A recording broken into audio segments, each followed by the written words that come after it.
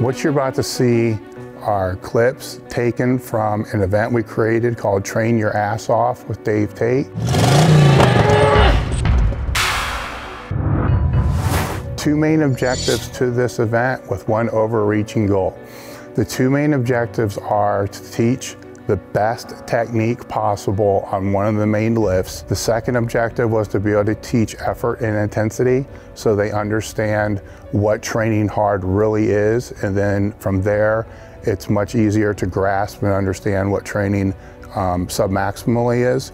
And then the overreaching goal of all this is for them to be able to utilize this information to make their training better and to have their lifestyle help their training instead of take away from their training.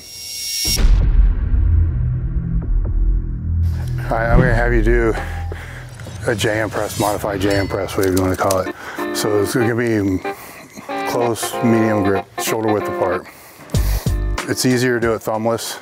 I also got a fat bar, it's easier to be thumbless. All you wanna do is think of a tricep extension and a close grip bench press, right? Close grip bench press, see how the shoulders rotate?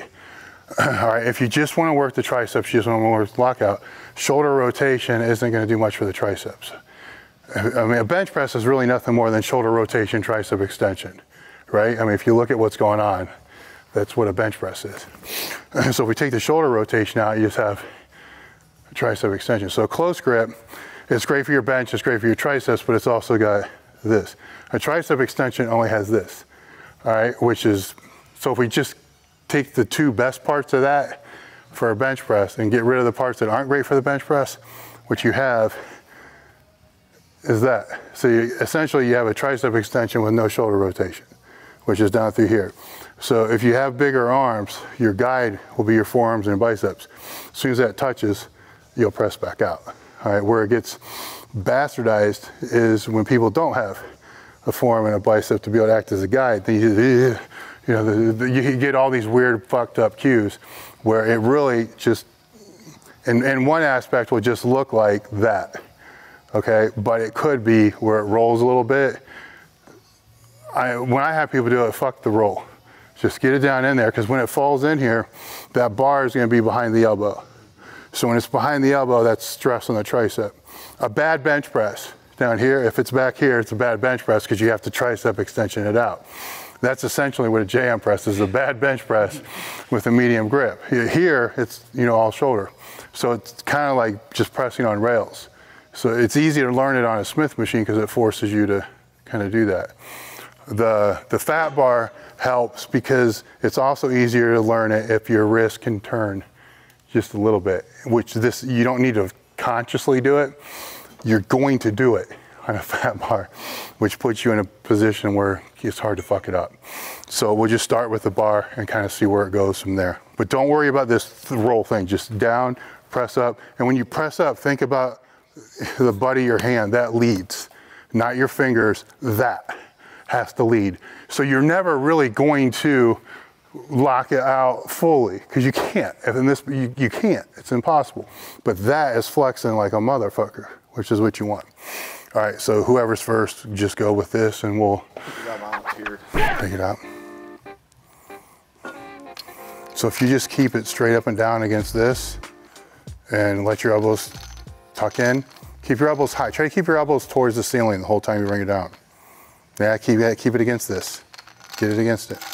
Keep your elbows up as high as you can. See, now the bar's falling behind the wrist, right here. Even though it's just a little bit, it's a hell of a lot when you start putting weight on there and on the triceps. Lead with the fist. There, good.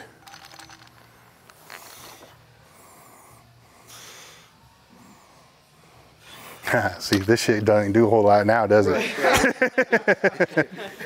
Yep, that worked.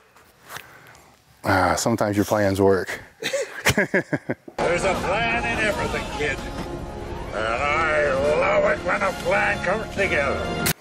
All right. No, because you can't. I've done 455 for fives when I was competing, but you can't do singles. It's not conducive to doing you know, a 1 rep max. And if you do it, maybe it would, we had something called a carpet press where it would just roll a carpet up and you could hit the carpet and let it roll the end press out. But even with that, you couldn't get heavy enough for it to really be max effort. Second though, you do a heavy max and then you fall into that.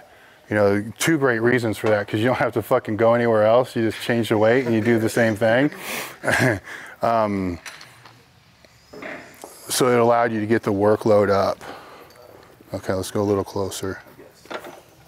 Closer grip. Closer. Okay. Hold. Okay. Keep it against here. Lead with your palm. Good. Okay, I'm going to bring this a little higher. Hold on. Bring it back up again. Let's try that. See what happens. That's too much. Okay, let's go. All I'm looking for is a little bit behind the elbow. Now, let's do this again so you can see. Go. See how that's like a lot behind? That's too much. I'm not comfortable with that. Right there. Go.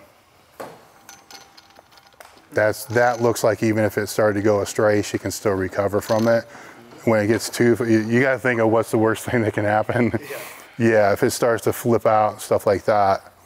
See, now you went too low, but we need weight, I think. Now you're still bringing it down like a bench. Bring it straight, like a straight line down. Don't let it go forward. Straight down, straight down, straight down. So it's low in the tricep. Good. Tuck hard, bring it down in. When you hit this, let it go down. Now here, let it go. Let it, there. Now press straight up. So down.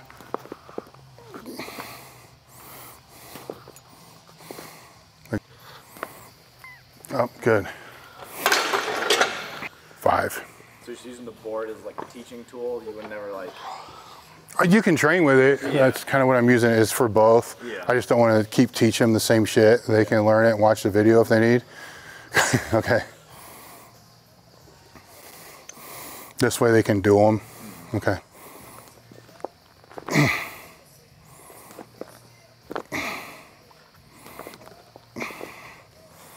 Come on. Good. Again. But you can do jams, fat bar, regular bar, dumbbells, like I showed those guys last week, you know, with the hex bells. And then having my hand in case they don't, you know, so they don't hit their face. Come on.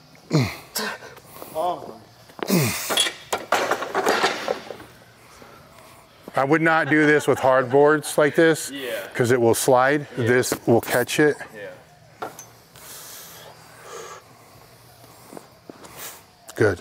Tight. Nah, you're cheating. Bring it back. Let it go. Palms first. Let it come on the triceps. Triceps. 3 more. Right there. Good. Come on. Good. One more. There. See the difference between... And that shit's not going to change when you're training people, because it starts getting fatigued, starts getting harder. They're going to default to what it's going to be.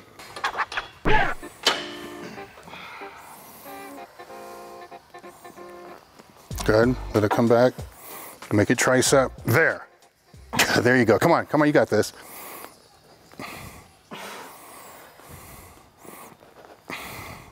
There. Good. One more. Come on. Tight. Press. So that last one I didn't kick back because it wouldn't have been a good thing.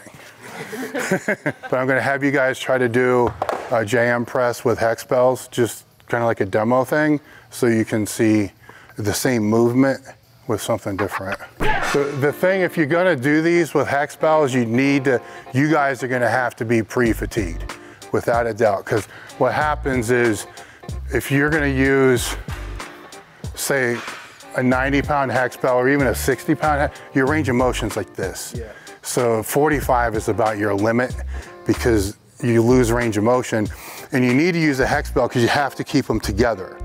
You know, the hex bells, they don't roll like a regular dumbbell. If you didn't know, they were made for military ships.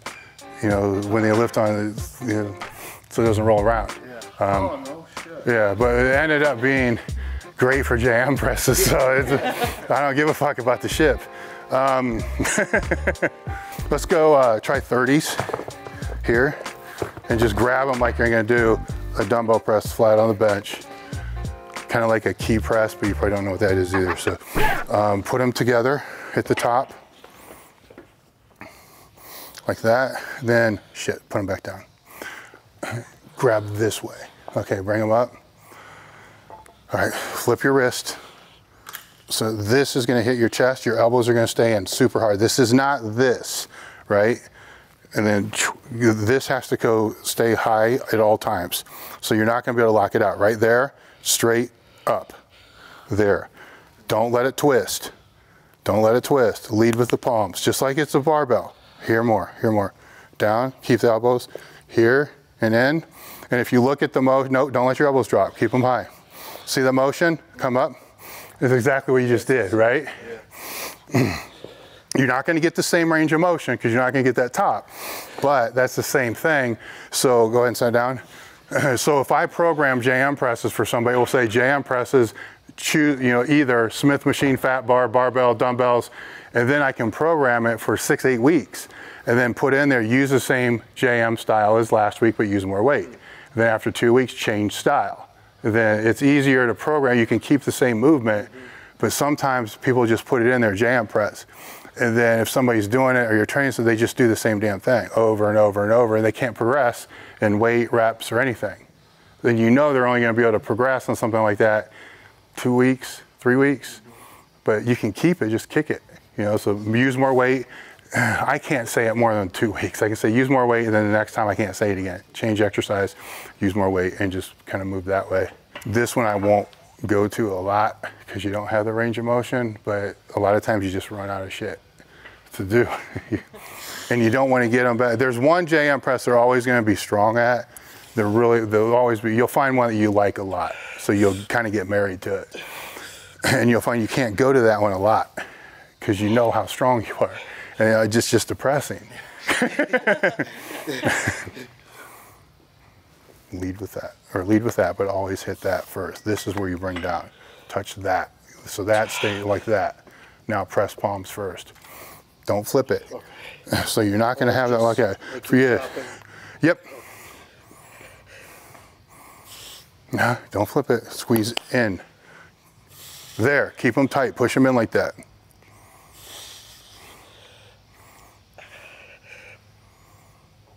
See, this is another one where you pre-fatigue the pecs. It's not going to be able to help as much. Yeah. All right, that's good. Now set them back down.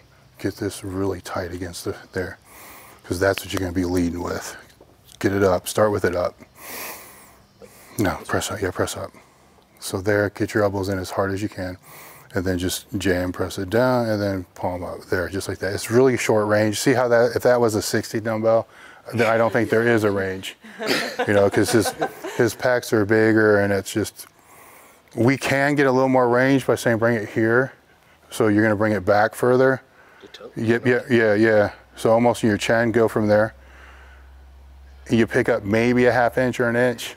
Any further, and he's going to bust his mouth out if something goes bad. Feel it though. Mm-hmm.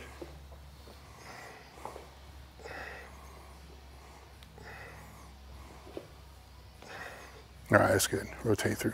Yeah, I'm so. Okay, here. And palm first. Good. There you go. Damn, that's really good. That's good. How much is this? How much is that? It's 30. Hop up real quick. Let's try with the dumbbells, the 20s. Try to get this to hit your upper pec. There. That's almost the same range of motion she would have with the barbell, and this is better form. Keep going, just go to failure. She'll like this better than the barbell because she's going to feel it more. It's going to work better. And if you're training alone, this is probably safer. What's that? If you're training alone, this would be a safer option than a barbell. Oh yeah, yeah. Few teeth with the dumbbell. Mm-hmm.